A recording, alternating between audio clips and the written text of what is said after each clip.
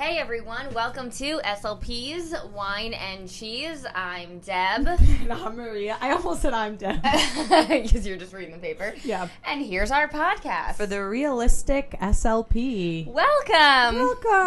So this is a special edition of SLP's. It's actually SLP's Bacon, Egg, and Cheese. So should we redo that opening with okay, let's the start right over. names? Ready? And 3, 5, 2. 6, 7, 8.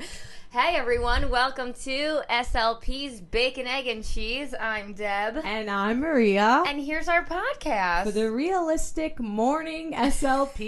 The morning after SLP. Yeah. Welcome. Again, together. All right. That's our new thing. We just say it together now. We just don't even plan it and it just happens. Yes, exactly. Like life. Yeah, you just gotta keep on rolling. I do. Rolling on the river. So anyway, it's 11 in the morning. On a Saturday morning. So we're not drinking. We're not. We're having bacon, egg, and cheese. Mm-hmm. Well, you had arugula goat cheese. I had the fancy version of the bacon, egg, and cheese. Yeah, you had no egg or cheese. Or bacon. I'll tell you. No, I had some. No, I didn't. I had cheese. All right, let's start with what we're drinking. I'm drinking a cold brew coffee. Mm-hmm. It's good. I put some almond milk in here and cinnamon because I don't put sugar in my coffee. That's my little healthy tip for everyone. And I'm eating a croissant with arugula and tomatoes and my favorite, goat cheese. Yes. And that's a very good sandwich. I like that sandwich. It's delicious. I got the Canadian bacon, egg, and cheese. You get the choice between parsley chive butter or cayenne pet butter, and I always choose the parsley chive because I like it better. I did taste a little hint of that. It's good, right? Good. Yes. Yeah, I want to find more out about this parsley chive butter and just slap it on everything I eat. Just put it on there. Smear it, dip it. Yeah. I like condiments. Condiments are good, but you gotta watch them. Those are the sneaky calories. Whatever. Yeah, I'm not saying you should or what. I'm just throwing my knowledge out there. Yeah. And whoever wants to pick it up, they can pick it up. I feel like between my dogs and my boyfriend, like, I don't get enough opportunities to eat, so I should just load up. When you have the chance. Yeah. Like hibernating. Exactly. I just need to eat everything now. Because everyone else will eat it on me. I agree. Mm-hmm. But I do have like a little critique. Well, all positive about my goat cheese croissant. Or should I say croissant? I hate when people order like that, and I'm like, come on, dude. Yeah, I just get your just think it's so much fun to say. That's why I do it. Like, but I never do it when I order. I'm like, croissant. Yeah. Yeah. I want a croissant. Yeah, but it's really a croissant. Right, and it's delicious, and I love that the croissant has this like sweet yet flaky texture, and the goat cheese is just great, and the arugula and tomato add that nice like healthy, light, refreshing freshness to it. And I say eat it. Yeah, eat it, don't beat it. I was just gonna say that. That's great. I was obsessed with this sandwich. I'm gonna take a bite of this. So they're all we went to Burley this morning. It's a coffee shop that's by my apartment, and I became very obsessed with that sandwich there. So Mike started making it for me at home, except we didn't have the buttery croissant, like we were having it on toast. But that's good. Just like go to your grocery store, get some goat cheese, get some arugula, get some tomatoes, and just put that on toast or on a croissant. Yeah. It's a very nice sandwich. It's light. Right. I might have indulged in some libations last night, and I felt like I needed bacon, egg, and cheese because that is a cure for things. And then in addition to my sandwich, I am drinking ice cold lemonade because I got a boyfriend with attitude. He's just like Beyonce in the kitchen, just he made that lemonade. Some lemonade. Like, whoa. Well, because what happened was, it's kind of funny. So we have a roommate, and our roommate is a comedian as well, and he's like rather picky about things. Like, I wouldn't say he's anal retentive, but I'm gonna say he's anal retentive. I've been told I'm anal retentive too. Yeah, well, so, I was going to pause for a second, but it's fixed. That's great. So what happened was, so I suppose that my roommate bought, like, 2 lemons, and Mike might have used the lemons for cooking. And then my roommate asked Mike to replace the lemons, and to that, Mike got a little frustrated, so he bought about 32 lemons. I would be like, awesome, thank you for the lemons. You took my hint very well. Yeah. I'm going to keep dropping these hints. But then he didn't use the lemons because I guess my roommate was so picky, he bought like organic lemons from Whole Foods. That's way too much. He didn't like Mike's 32,000. He should have just been appreciative that he even got lemons back and ended it there. But. Yeah, the two of them are they're like the old men puppets from the Muppets. Interesting. They just complain. That's all comedians do. They just complain. So that's what they were doing. So then Mike wanted to, he's like, well, should I make lemonade? I'm like, well, I think when the world offers you lemons. That's the protocol. Yeah.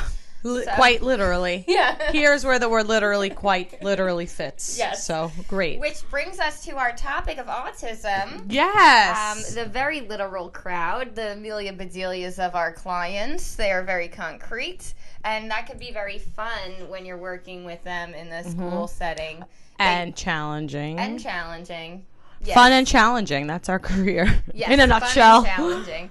Yeah. So this population, you're going to find once they get into the school setting that they're going to be, they're going to have, in my experience, when I have the higher functioning kids, they're going to have a lot of skills. They have better phonics skills than everyone else, I feel like. They have better sentence structure than everyone because they've been, listening and observing, and they're like, this is how sentences work. And everyone else is just like, I'm talking. I don't know what's going on.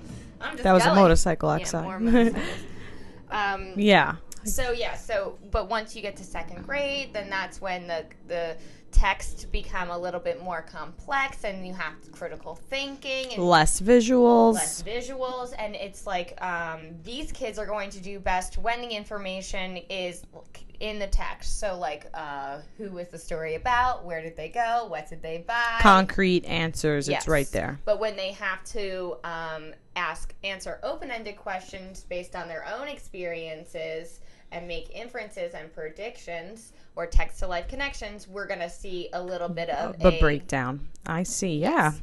So let's start sooner. Yeah, you go. So we're going to focus again on what we did on episode 1, where what do we see with this population? What do we do? Types of activities and strategies that we use. And what do we write? Type of goals. So you do write. Of course. Writing is great, and writing is a form of language.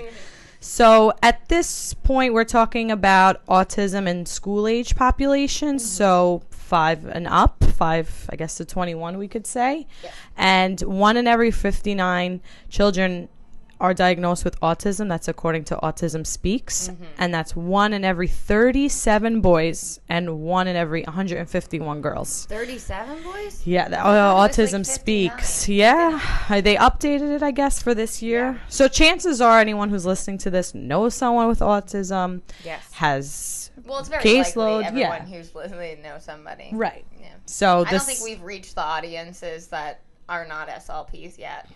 Well, I'm hoping we are, but one day. Yeah. But so what we see with these students, their deficits are really, I guess, across the spectrum. They have trouble with understanding, language comprehension, expressive output, and definitely social skills. Yes. So even if you have a child who is doing everything that their grade expects them, and even maybe higher, you will see deficits in social skills. Yes. And then, so really where those social skills kind of come from, I think we're going to do a whole episode on theory of mind as per what we discussed last night, which at our, did you set our halfway point timer? I'll do that now. So we're at almost 9 minutes. I got it. So I want to talk about it halfway, the little bit of an argument I got with that guy last night when we went to the bar. Yeah. I like how we were at a bar socializing, and then you and I separate from the group, and we just still talk about speech. Yeah. And we're like, our life is speech, and we're okay with that. I'm totally okay with that. It's sometimes nice to be confronted with people who care about things that don't matter, and I'm like, your energy is wasted.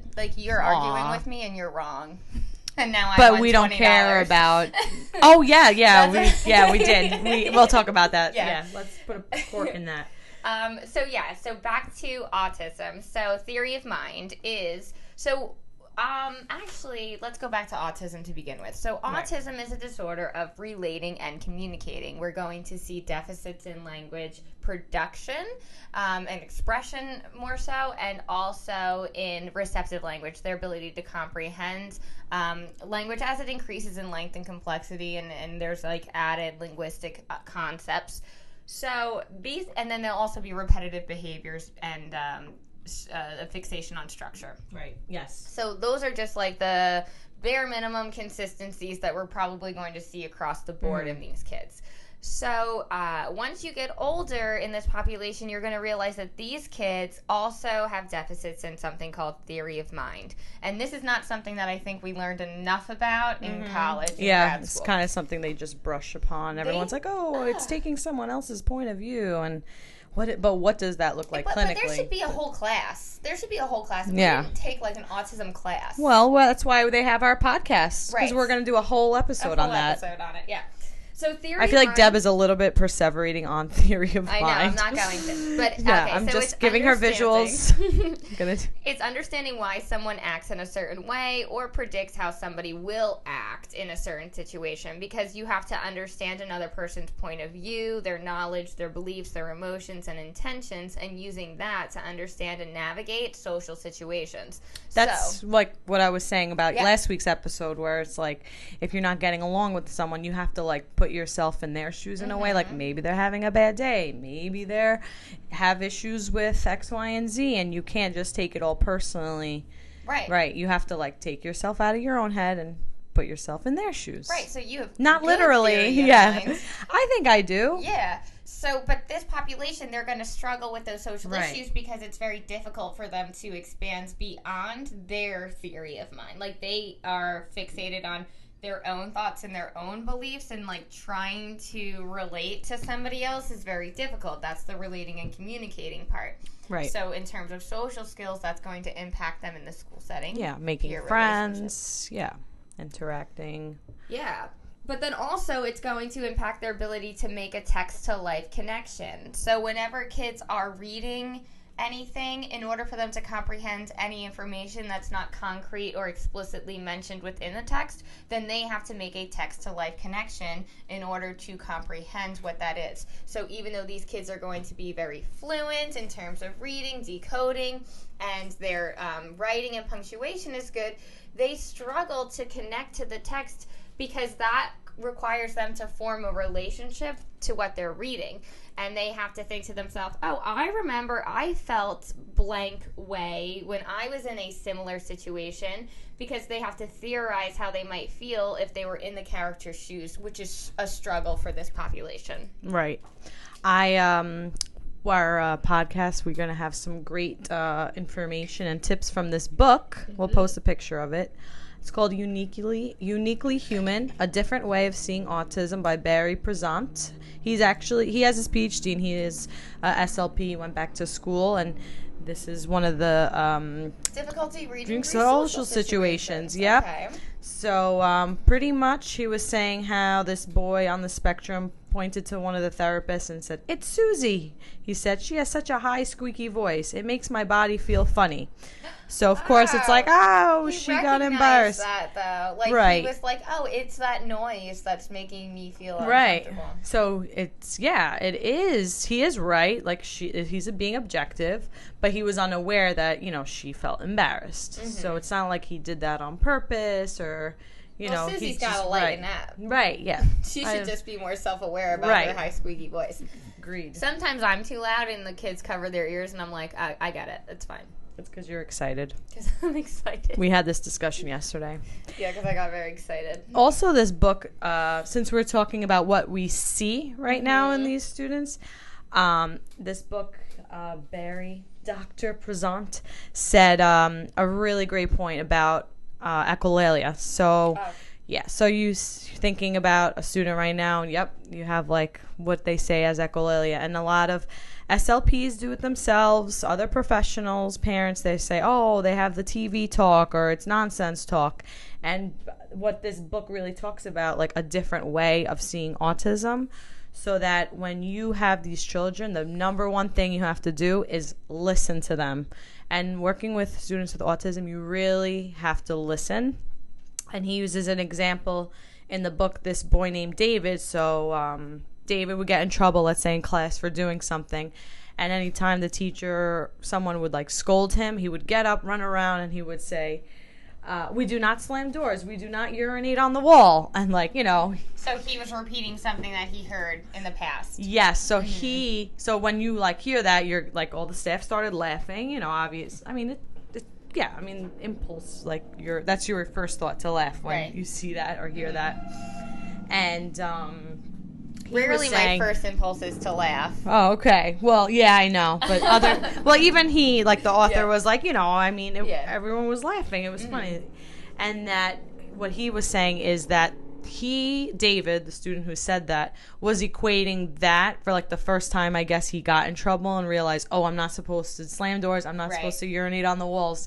So he's like grouping that, no, like don't put your pencil there, let's say, with the time that he, I guess, urinated on the wall and he slammed the door. So that was his way of saying, okay, understood. Like we don't do this. We don't slam doors. We don't. And that was his scaffolding. He now, like, so he formed, he categorized that behavior with a similar past behavior, and then that was just the, like, expression, whatever somebody paired with his action. Right. Somebody else said that, and then he's remembering that, and now he's recalling those words. Exactly. And that's why the kids will often, like, I had a kid who would just recite stuff from TV shows, but they're recalling the TV show, right? And they're like, that's their best attempt at a text-to-life connection.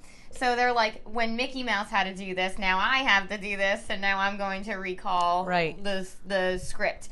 When we move to the later in the episode, these kids just do so well with social scripts. Just give them the line. Right. Feed them the line. I don't even want to say feed them the line. I'll say like mold it, shape it. You know, it's not like what you say sometimes. It's not like, you know, how you shape your words. So when you're talking to a teacher or a parent or whatever, and they're like, we got to do this. It's so prompted. They're like, no, he has the skill. We're shaping it into something more appropriate.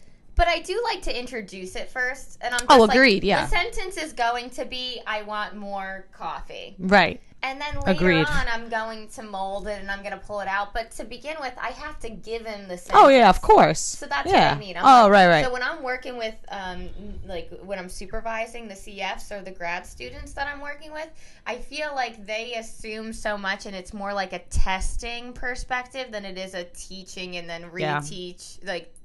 Teach, test, test, or whatever. What is it?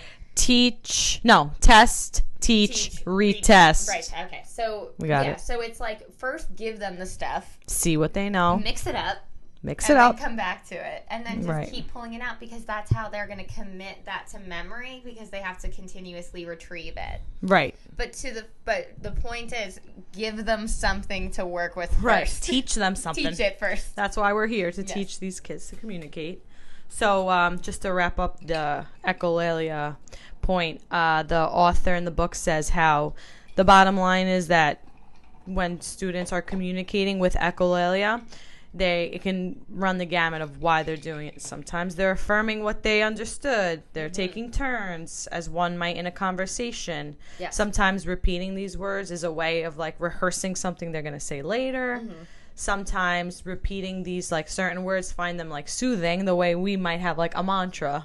Right. Yeah. So, and then other times they're just talking to themselves and like that's their step of like processing and reasoning through a certain situation. And like we all do this stuff. Yes. You know, like I have my own little mantra. I have my own little like, all right, when I go this, I have to make sure I say this. But like, you know, I have it in my head where they have their way. That's your executive function though. Right. So, because most of planning happens outside of the environment in which the action occurs, and that's what you just exemplified.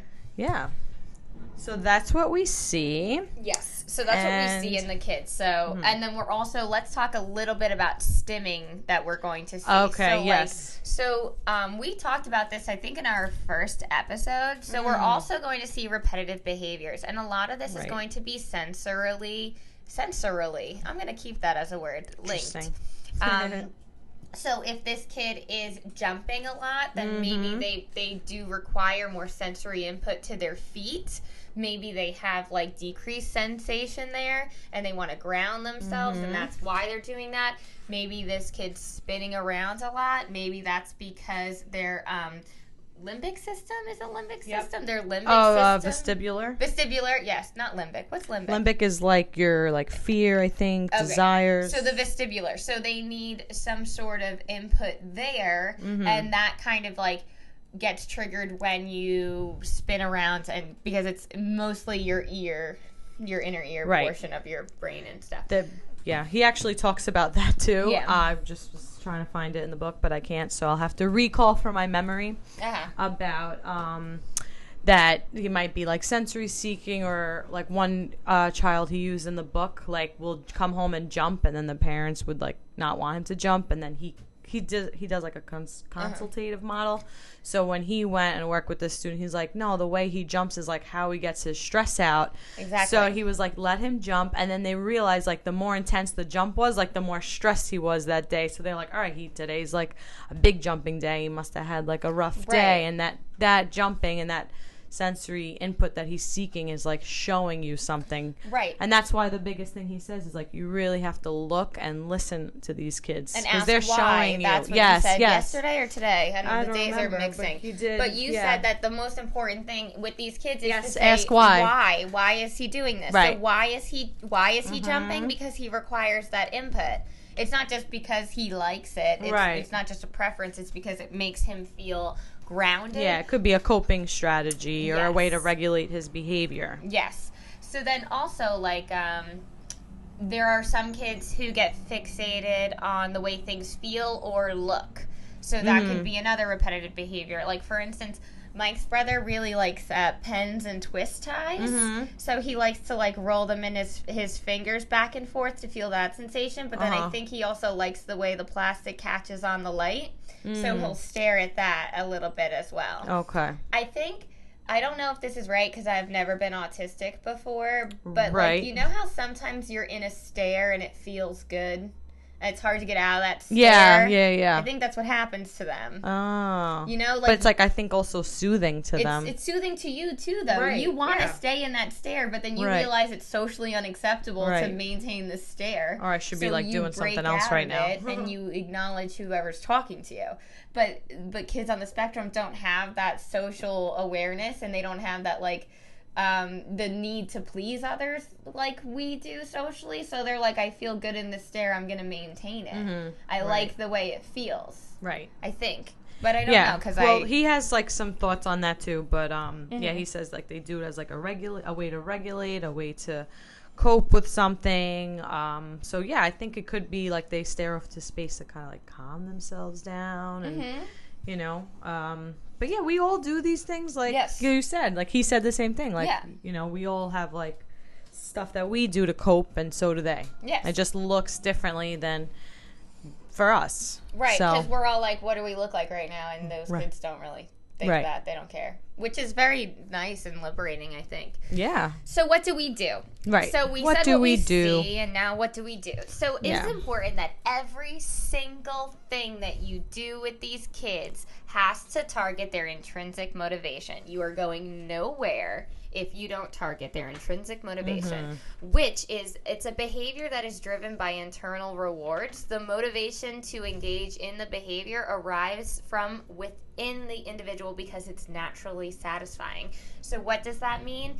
It means that they have to want it for themselves. This is why Maria in an earlier episode talked about taking an interest inventory. Yes. You're not going to teach them the word encyclopedia unless they love the encyclopedia. Right. That's why, like you were saying, all nouns. Like, is this kid even interested in the nouns in episode 1? But yeah. Yeah. Agreed. I'm going to take a bite of your sandwich. Go for it. By the way. This was an example that was given to me when I took a course at ASHA. And so in the past, a lot of the behaviorists that worked with kids on the spectrum, they like to use M&Ms as a reinforcement. And the thing that was bad about this was that unless you're trying to say M&M if you're giving an M&M, you should be teaching the word M&M. Don't reward or try to reward saying mom or dog or ball with an M&M. Reward it with mom or dad or ball or Yes. Thomas. Yes. I had to bring Thomas back. Yeah, Thomas. I'm sorry. He's relentless. He's here to stay. But saying mom should lead to an interaction with mom, and saying ball should lead to an interaction with a ball, because that's intrinsically motivating to them. They like their mom, they like the ball, or they want the M&M. So I'm not against the whole food thing. I don't like to use it as a reward because I don't want people to be obsessed with food, which is like As something, I'm chewing right now. Well, I mean, you're hungry and you should eat. But I guess I get a little bit worried about, because I have a lot of friends who have, like, obsessions with food, like, to the point where they eat too much or they don't eat enough because they're just so obsessed with food. Yeah. Listen, everyone who's listening, you need to demonstrate virtue in all that you do, which is the middle ground between excess. Do you want to eat more of that eat sandwich? That's fine. It's the middle ground between excess and deficiency. So you should never be deficiently fed or excessively fed for yourself, for your clients, for your kids, and for everything. You don't and your soul. Yes. You don't want to be deficiently anything or excessively anything. You just want to maintain that virtue, that middle ground between excess and deficiency. But like, this sandwich is great. I love that sandwich. Like, the Canadian bacon is, like, perfect. Like, one thick strip of Canadian bacon. Yeah. And that's how you know good food. When you're like, this is great. I only need, like, a little. It tastes fresh. It tastes healthy. But also delicious and satisfying. Yeah, it's a $6 sandwich, and I'm okay with that. That's a good price. I'm okay with it, too, because it was fresh stuff. And the both of the bread that we ate, the croissant and then whatever kind of roll this is, it's like a round roll. They're both grilled with butter. They're buttered and then grilled on the flat frying service, but they're still delicious. But I like the bread. It's like nice. The bread is great. Bread is like foundation of sandwiches. Anyway, you had a great point there. I don't remember what I was saying. And I'm just talking about bacon, egg, and cheese because I'm gonna drink this lemonade. Yeah, because I'm just. I just think of Beyonce every time I think of it. Yeah, like, here's my ice cold lemonade. So yeah, what Deborah was just saying, I think I touched upon it too with the previous episode, that you want to work on words that are in their immediate environment, that are functional, that are motivating to them to get them to communicate, especially early on. But you're even saying by school age, when you're teaching something, you want it to be applicable to, and you want it to be aligned with like what the teacher is doing. And you know, we get a lot of questions like, what should I do for speech? I need ideas. And take the interest inventory is number one. And also, like, I like to say, like, pick a book and stick with that book for 2, 3, or 4 weeks, you know, and, like, do a craft related to the book. Talk about the book. Write about it. Have the kid act out a scene from the book. Just do everything. Yeah, retell the story. Retell the story with, in their group session as, like, gestures, you know, charades. Pick questions out of a hat. You know, these are all, like, ideas top of my head without me even, like, going on Teacher Pay Teacher. Not that I'm knocking them, but I'm just saying, like, I might knock them. Yeah, I mean, you can. I won't. I'm keeping it positive. Do you know how many people that I know buy everything on Teachers Pay Teachers? I mean, good for them, download but or print it, and they just pay in like doomsday preparation, like speech therapy doomsday, where they have to like hoard all these materials where they're going to be in their bunker trying to laminate. Wow, that was intense. That was great, actually. Like, because like you said, I read the same books over and over again. Like, I could be like, it's Donald Duck's birthday and Daisy Duck was busy baking him a gingerbread in her kitchen. Like, wow. Like, that's the first page of the Disney version if you're of in Gingerbread Man. Yeah, if you're in the school, what book is the teacher doing? And just piggyback off of that. And it's like, in a way, less thinking for you, more doing. Exactly. All right, you're doing a book about planting this whole month? Well, great. Let's plant together. Let me bring in my sensory bin planting. And the teacher will be like, oh, cool. And you can work together. And you're facilitating carryover and generalization there. And the parent, you're like, hey, teacher's working on planting. So am I. Right. Here's a picture of what we did in speech today. And, 3 great things about that is, one, you are functional, like you're saying. You're going to be generalizing. Oh, that's our midpoint. Yeah. So after I'm done these 3 points, we'll do our housekeeping. So you are many people don't want to do things in the classroom setting because, like, based on the class, because they feel like I'm not important as a speech pathologist because these people are telling me what I should be doing with the kid. Meanwhile, I have my own goals. But your only goal really should be helping them learn and gain the most amount of information in that school setting. So, right. like, In expose, and, like, make everything... If everyone in school's learning about dinosaurs and you're teaching about, like, daisies, that's an issue. Right.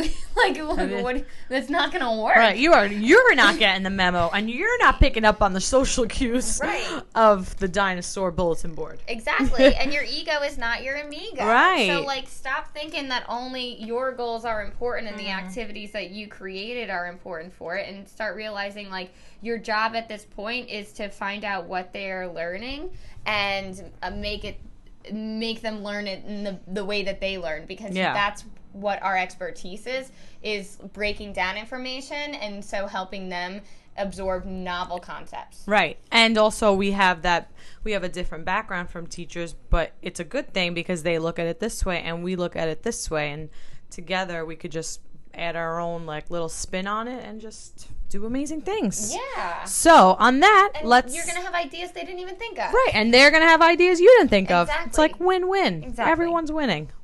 So we're at our halfway point. So we just want to say thank you. We have almost 3,000 downloads. Almost. I'll check in. Maybe we're at 3,000. Yay, we later. Were, I think 5 away. Yay. Yes. Great. Woo-hoo. Thank you so much for listening. Cheers with my coffee and your lemonade. It's not as loud as our mason jars. No worries.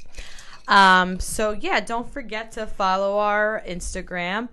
On Instagram, obviously, at SLP's Wine and Cheese Pod, _ in between each word.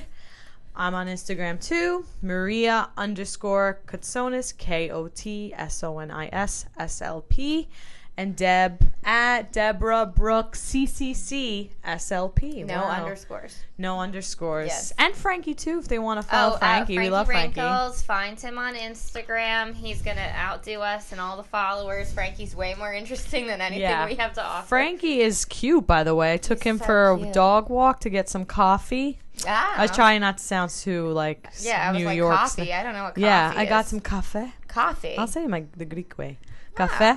And he was just causing a ruckus everywhere. But he is a ruckus dog. But he's so cute. Yeah, he is very cute and wrinkly. He's got a good face. I miss him. He's only a door away, and I'm like, where's Frankie? So yeah, this is our midpoint. I know you usually say if anyone's driving right now, stop. Right. Finish this episode later. So I am noticing that my commute's 22 minutes, so I never make it to this point. I always have to listen to this part after work. Okay. Or like when I'm traveling between. But, it is what it is. Start listening earlier. Start listening as you put your makeup on or something. I couldn't. There's too much going on in my house. There's a lot of stimulation in this house. There is. A lot of sensory overload. Yeah. Also on Twitter, we're SLP's WAC, like wine and cheese, but it's like SLP's WAC, right? Oh. I think so. Maybe. So. Okay. Yeah. All right. So we're on Twitter with that. And email us at Gmail. So we're just slpswineandcheese@gmail.com. Send us your questions. We'll answer them on the air. And we have a question that we were asked. Yes. So we had a question about transitioning. How an SLP has a student, I think he's middle school age, she said. Or I'm just making that up. And she wants to know how she can prepare him or her for transitioning. And like between a pleasurable and non-pleasurable? I think she said that she was transitioning something. I'm just getting like a text from a parent right now. I'm getting like so much overwhelming stuff, so I'm sorry that I don't have the exact address. And she likes Paul just messaged me too. Hey, shout out to her. Yeah. So my goal, I thought she meant transitioning to like another school, like maybe he's in special ed and is going to gen ed or going. I thought it was like we're done at the water table. We need to transition off the water table. All right, well let's answer. You answer it that way, and I'll answer it my way. So First of all, it's very hard for these kids because of like the fixation and the repetitive behavior for them to transition out of something, especially if it's sensorily satisfying. And you're really banking on that word there, huh? Yeah, I'm just using like sense in every type of like verb modification I can. 2 cents. Sensorizes. There we go. Sensorizing. Just give me every prefix and I'm gonna put. You're sensorizing right now. Yes. Go ahead. Go for it. But, so it's hard for them to transition out. It's also, like, hard for me sometimes. The best way I can relate, because I'm always trying to make a connection to myself. Like, if I'm drawing a picture and I'm not done yet, and I have to do something, like go see a kid or enter a billing something, and I'm like, I'm still not done. That's how they feel. Like, they don't feel done or finished. So, especially when they have that strict adherence to the routines. It's like an extra added stress if we're talking about and that autism. activity though is intrinsically motivating to them. It's like they liked playing there, so it's hard for them to get out of it. So first, step 1, close the activity. So how do we depart from it? How do we say bye to the characters like Maria suggested in the last episode, or do we have to come up with a rational solution, which is usually I'll be like, okay, well, this is all done now, and now it's time to sit down, so we better get back on track. Look at the schedule. Yes. I kind of like put visual the schedule responsibility on outside factors. So I use timers boss us around and schedules boss us around. And I'm like, listen, buddy, I would water table all day, every day. Hashtag, can't stop, won't stop water table. But it's not I'm not in charge. Yeah. Look at the rules. The rules are there. We better listen. And the rules help them to process it. And it makes sense. Right. They're like, oh, that is what's next. And then they might start listing everything that is going to follow. After, visual schedules. Yeah, and they like to organize their day that way by recalling what's next. Visual schedules are awesome. So close the activity. Say bye to the characters, or say put away shovel, put away toy. And know that it's going to take another 5 minutes to put it away, and start giving them reminders. In 5 minutes, we're going to put it away. Yeah, don't and then 5 minutes, them. it's like it's time to put it away. Yeah. Not like it's time to put it away. Go now. Like no. Wait, I wasn't even prepared. I had no idea the end was coming. Yes. You just scared them. You're scaring everybody. Yeah. Stop with that. You're making us nervous. Sit down. Yeah, sit down. How about you put it away? No, I'm kidding. Yeah. So actually I got the question, and it's she's a recent grad. She's working with these kiddos. What do you do in therapy for a child who is transitioning from a private school to mainstream? Oh, okay. So it is what you thought. Yeah, okay, that's good. So but whatever you just said was really great though. So thank you. Awesome. But I told her to answer her question. So anyone who's in a similar situation, I would look up what the standards are. Every state and county, it has different standards. So look up what they're expected to do, and try to teach that. Try to go with that, and send a lot of carryover activities, because when they're going to mainstream schools, there's going to be a lot more emphasis on homework, and they need that routine. Right. So definitely get the parents involved with what you're doing.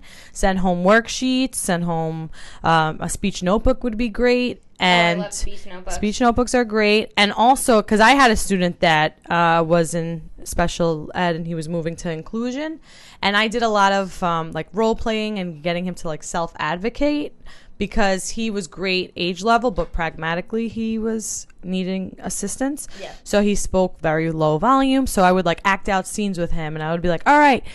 Like I would pretend to be like kind of like a bully almost. And I'm like, no, say it louder. Leave me alone. And I had him like practicing that, and he was still not that loud. So I needed visuals of a tiger voice versus like squeak voice. And I would like use like kind of like a volume meter. Like, oh, you're here. You need to be louder. Like in like a talent show. Yeah, pretty much. Did you blow it off the charts? Interesting. Yeah. So yeah, try to boost their confidence and increase their independence and self-advocacy. That's great. Yeah. Thank you. I also like to work with scripts, screenplays, and stuff like that, because you're like feeding them the line like we talked about earlier. We're going to have an episode on this because I have a lot of stuff about this too. Good. Yeah.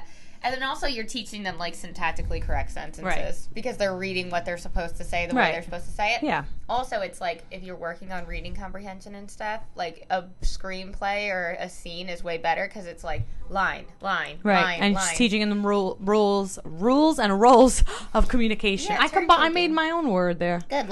We should rename this episode just our own, whatever word Our we make own up. world or something. Interesting. Our own words. Yeah. We'll just, okay. Whatever we want to make it. Okay. But, like, yeah, so you are giving them the script. So that's another thing that you can do with these kids, that you can give them, you can work on plays. I have one play on my website that Mike wrote. It's funny. It's called Lions Do Lunch. Oh, it's I might borrow that from you, actually. Yeah. Okay. We'll print it before you leave. Okay. It's funny. I originally asked Mike to write me a bunch of plays that are articulate, like they have a lot of articulatory targets. Nice. So this play is all L's. Cool. So it's Lions Do Lunch. Their names are Wow. like I can't remember Leo what and like Luke and yeah. Leonard and I Leopold. think Lenny and something else. So one guy is like very serious and the other one's very like he's just very thoughtful. Like he's just wondering about how llamas taste because they're in Peru, but they're in Africa, so they don't have llamas. They can't. You can only get those in Lima. So Lima llamas. And then he says plethora. Like so, there's a little bit of complex art vocabulary. So that's why I say at least second grade. Oh, okay. But it's good. You're giving kids lines so that they understand the turn taking, and then it's not like paragraph where kids lose attention or they get like anxious about how much they have to read because it's a sentence. And you have to pay attention to the other person's sentence because it's your turn. Mm-hmm. And if you're not paying attention, you're ruining it. Yeah. So you're ruining for everyone. Right. So it's a great way because I've done a lot of shows too, and I think we need like a whole separate show about shows. Yes, shows about shows. Yeah, that's what title should be. This one's about making up words. The next one is going to be about making up shows. Yeah. So, but yeah, that's definitely something you could do with your children on the spectrum, or really just anyone's. Shows are great. But what you're doing is you're teaching them social skills, waiting, turn taking, listening, and articulation and speech and like everything. Right, yeah. So it's such a great... Because it's their turn next. Yeah. Even when I'm not doing a script, when we're all reading together, I like to do sentence for sentence, not paragraph for paragraph, because it keeps everybody involved and it eliminates the daunting idea of, oh no, I'm going to have to read so much and I'm going to mess up what I have to read. So it's like everyone reads a sentence and then we're always paying attention. Yeah. No, that's great. Yeah, I like sentence for sentence. That could be my tip or trick. Okay. Well, I'm sure you got another tip up your sleeve. But I'm not even wearing sleeves and I do. Yes, exactly. Exactly.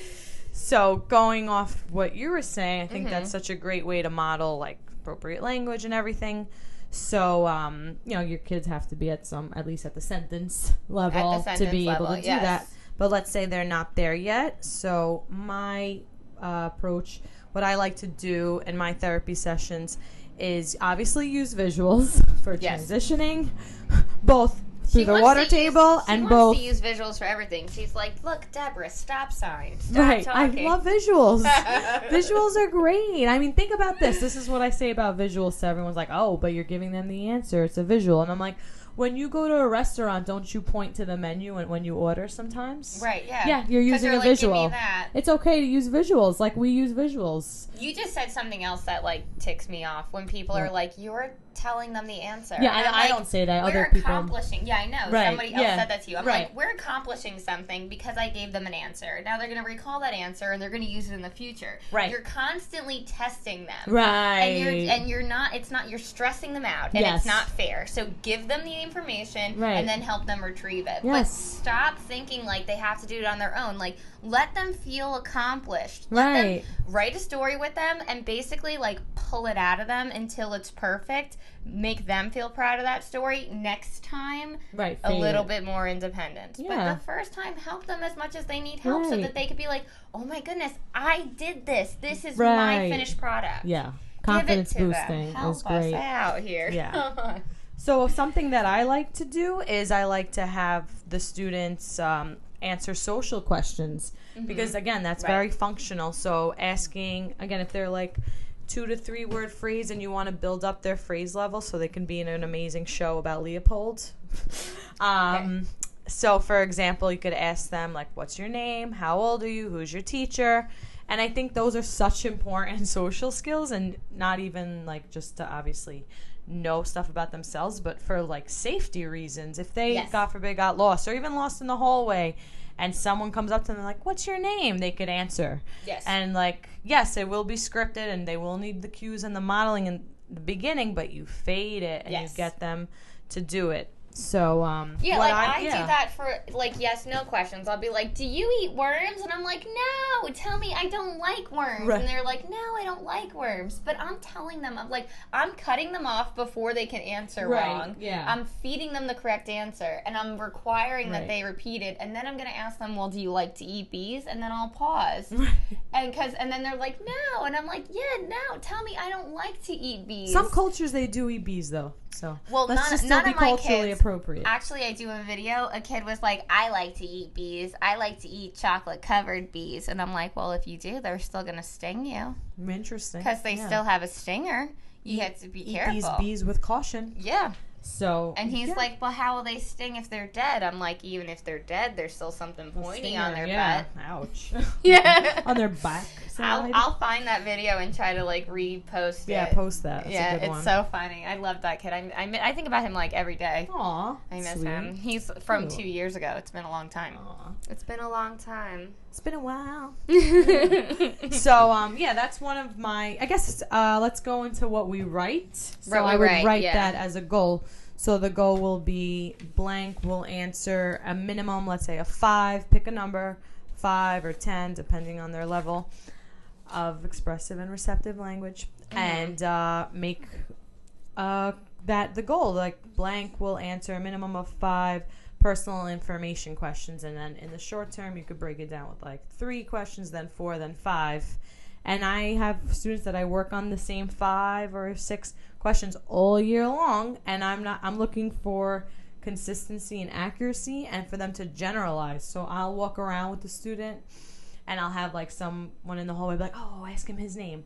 And then I have them ask the student his name, and I'm like, oh, you met that with me, but you don't know it yet. So that's why I pick the same 5, and I make sure they know these questions and they know the answers, and they could do it with not just me in the therapy room. Like not functional, they need to know it with everyone. Yes. So that's my favorite thing, or one of my favorite things to work on. What I love that you said is using the same 5 questions. Yes. I feel like send them home, tell the parents, tell the teacher, these are the questions, ask them when you can. You're outside in the playground, stop and be like, who's your teacher? But sometimes, like, some therapists don't take the perspective that less is more, and I think it's so much better to focus on 5. But so a lot of speech pathologists are obsessed with the number 10. Right. They're like, if it's not 10, you can take data. Right. No, it could be 5. It could be 5. 5 is just half 5 the 10. 5 is better. 5 is better. You're doing half the stuff. And do those 5 for a month minimum. Right. Or like, the whole year. I have students that have to do them all year. I said minimum. Right. But I'm doing, like, even when I get more complex with poetry, we've been reading Dreams by Langston Hughes since August. Wow. Everyone knows it by heart now, but it's still like over and over and over again because the repetition and small things and amounts, like that's what they're going to learn. If you give them like over the course of a year 50 questions, they're probably only going to retain 5 of them. Right. Don't say 10, 5. So so just do 5 and then once you feel good about those 5, then move on to another 5. Then go back to the first 5 to make sure they're still there. Because you wrote the goal for 5, so make sure they meet the 5, and then if they do meet the 5, then you add more, and then when it's parent IEP time, you say they exceeded this goal. Right. And you can even be like, these are the 5 questions. Right. These are the 5, and he was doing so great, or she was doing so great, I added more 5. Yeah. But the first 5, he knows he's met. Yes. So I pick, what's your name? Who's your teacher? How old are you? When's your birthday? Where do you live? And that's a good 5 Those to are stick my 5. with. Don't ask different questions every time. That's confusing and not useful. Yep. So don't think like, oh, these people are going to be like, she's working on the same thing every day. Is like, does she ever plan anything new? Yeah. Who cares what anybody else thinks? Yeah, well, I'll do like an activity, and then I'll interject and be like, what's your name? Right. You know, in the beginning, it's like kind of a drill. It is. Yes. But then I intermix it with, let's say we're going to make a fun book about yourself. Right. And first page is, my name is blank. And then you'll cut a picture of you. We'll take a picture of you. You cut it out. Like we make the whole therapy session about the 5 questions. Perfect. So they can make little autobiography books. They can make their craft. They can whatever the teacher's doing, and then I've had like putting their questions in a sensory bin, and they fish them out. You could hide them around the room and do like a treasure hunt for them. And then they can answer their questions. Yeah. It's great. I like to do books called What Blank Loves. Mm-hmm. So, like, it'll be a 5-page book. So, it'll be like, what Noah loves. Noah loves the Beatles. Noah loves Bob Dylan. Noah loves guitar. So, like, and then they'll... Who's Noah? He's one of my kids that I work with. Oh, okay. You mean like you use the student's name? Yes. Okay, got it. Yeah, so whoever the kid is, like, I make a book called What That Kid Loves. Like, so what Deborah loves or what Noah loves. And then each page is, like, that full sentence, like, Deborah loves pickles, and it would be like a girl eating pickles. Like, you have to draw that. Right. So it's like a great activity to do. That is with great. These types of kids. Social stories are also great for the kids on the spectrum to work on behaviors that they might have a hard time with. Yes. So I've made social stories about, like, I do not pick my socks, like whatever it is, it could be, and you take pictures of the actual kid, and it's from their authentic materials. Yes. Oh, I can't believe I haven't said that until now. It's so much better to have authentic materials that pertain to them and their life and their faces, their parents' faces, their preferences. Like, not just a picture of a ball, a picture of their ball. Right. Or them on the ball or something. Yes. That's way more effective. So we have said a lot of things to do. I had a message. Somebody asked me, like, what can I do with autistic kids? So I really hope that this episode feeds that. But one of my goals, I didn't get to. So, so Maria was going to. I had another goal too. Oh, go ahead. You do your goal, and then I'll go. Well, I gave like a goal for answering questions, and then I want to give like a social goal. Okay. I try to give kids 2 goals, and one is like an expressive receptive, and the other one is some type of social goal, because you might have kids on the spectrum only in group sessions, so their goals have to pertain to the group. So my favorite goal for working on social skills is for them, if they're able to do this, if they're able to make the goal to initiate a question with a peer. And again, I pick 5. We'll initiate a minimum of 5 questions, and their questions are the same general questions, like, how was your weekend? What do you think about that? Right. So they can apply these like very general questions in every situation. So we could play a board game, and they could be like, what do you think about that? We could read a story, and they could guess with, can you tell me more? Very generic type of questions that they can apply to every situation. I love that. So thank you. Yeah. I thought of that myself. Thank you. And then I have a fun game that we do too that I would like to talk about. Oh my gosh. Okay. So much information. In a goal, or wait, I have goals. Yeah, I mean you can use this initiation goal or even my personal information goal in my game that I love to play. It's like a hot potato. So what we do is we find a song that they like. Maybe they can Google it themselves and type it into YouTube on their own, work on some typing and spelling.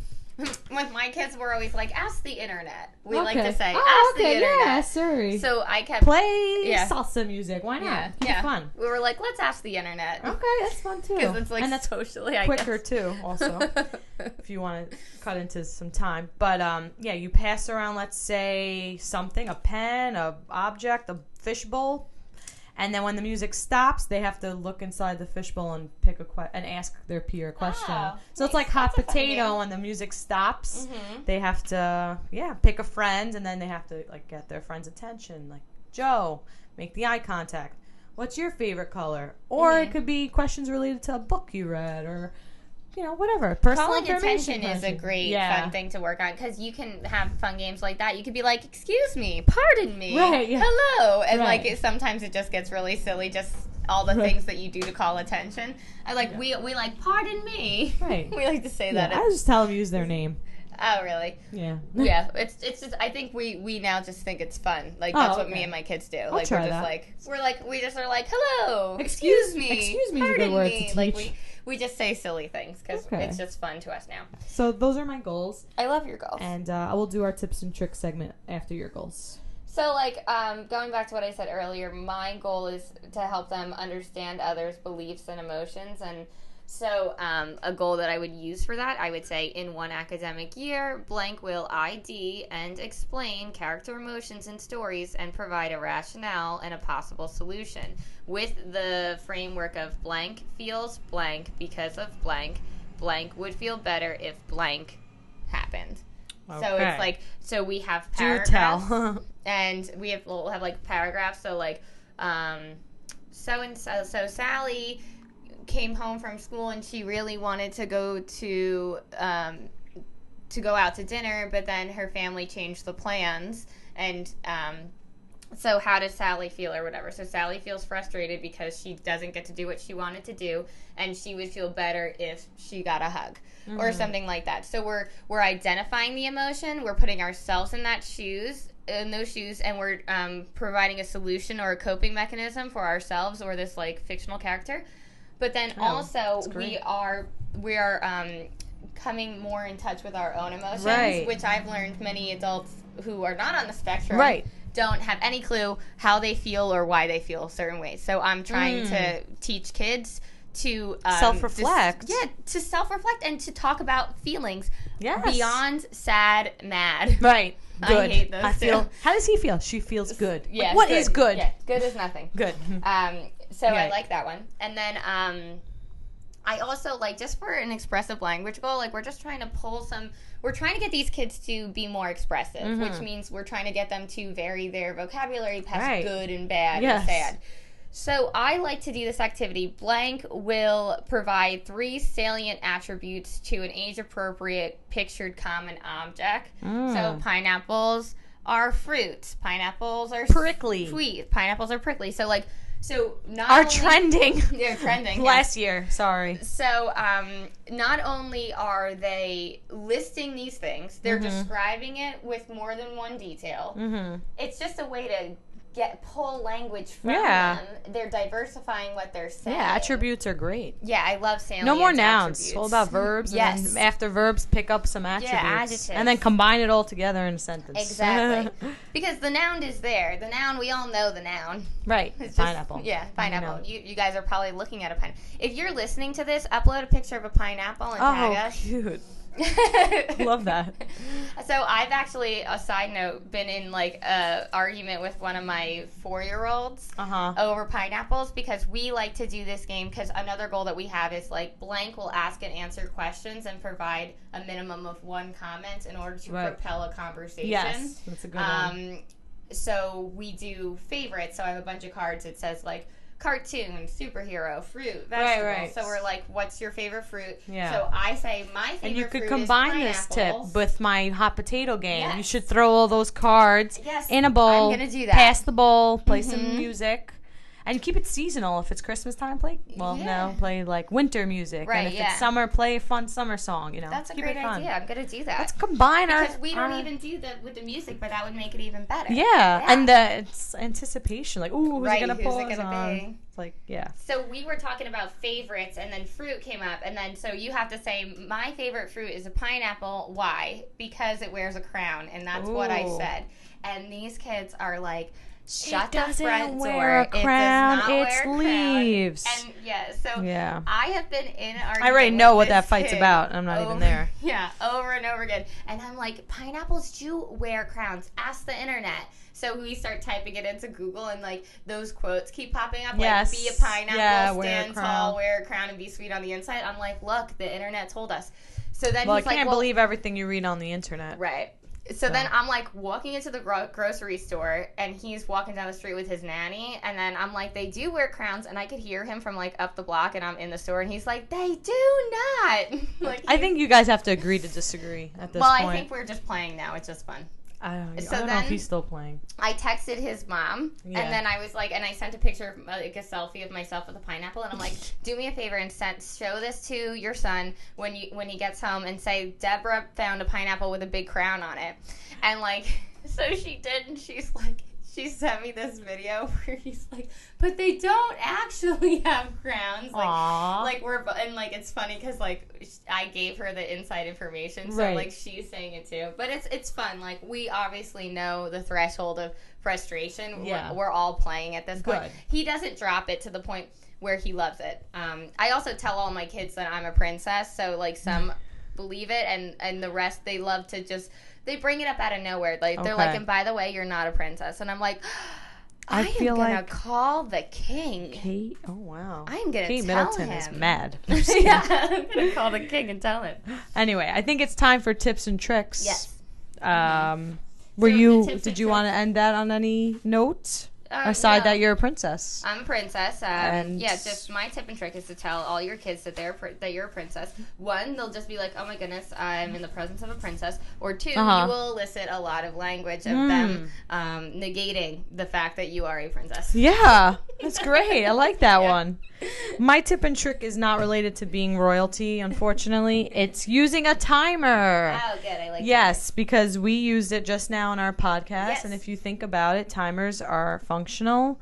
And you can blame it on the timer. Yes, you could blame it on the timer. And if you want, you can go by, I like the timed timer. Or you could just use a timer on your phone or on the laptop or even just a plain old egg timer, kitchen timer.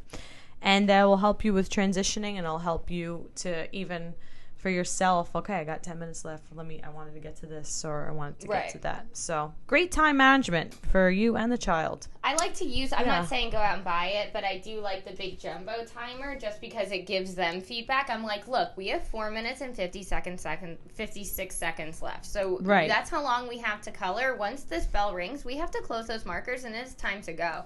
So let's get a move on it. It gives them that feedback. But my other tip or trick was going to be, do you remember what I wanted to say? I don't even remember. Well, I do want to say, so all of the things wrapping up that we said that we like to do. So we will work on identifying and explaining emotions.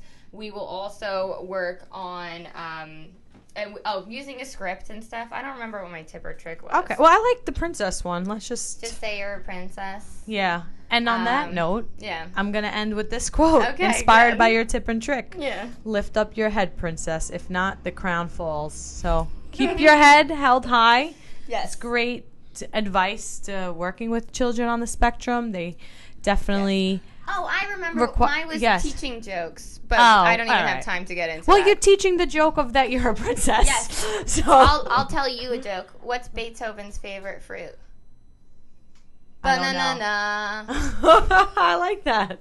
Yeah, great. So now I've asked a question. You're going to eventually answer my question once you understand the joke. And I try to think. I wanted to think, and I was like, too much effort to think of what it is. But then they're going to manipulate the word banana. Right. And then you could talk about Beethoven's Fifth Symphony. That's da-na-na-na, da-na-na-na. So that you could do reading comprehension there. Wow. So the joke can be expanded. That's great. And such a good warm segue into, now we're going to read Beethoven. You don't want to open up with that. No, you don't want to open with Beethoven. You want to open up with what is his favorite fruit, because that makes Beethoven way less daunting. Yeah, I agree.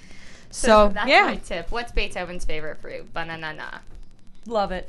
And on that note, we're going to say this was SLP's Bacon, Egg, and Cheese. Bacon, Egg, and Cheese. That's right. And thank you for listening. Arrivederci. Yes, sayonara. Hey, it's Deb. I'm back.